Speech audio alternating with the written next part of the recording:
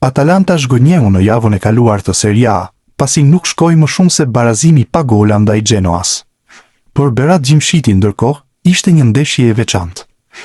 Mbrojtësi shqiptar u bë lojtari i katërt me më shumë paraqitje në historinë e Atalantës. Lideri i kombëtares ndodhet tashmë në kuotën e 332 ndeshjeve. Një tjetër hap në histori për Gjimshitin, i cili e tejkalon Bonacinën për vendin e katërt në paraqitjet e të gjitha kohrave për ekipin ton, shkruan Atalanta në rrjetet sociale. Mbi Gjimshitin janë vetëm 3 lojtarë, ndërsa një prej tyre mund të kalohet nëse mbetet tek Atalanta në edicionin e ardhshëm.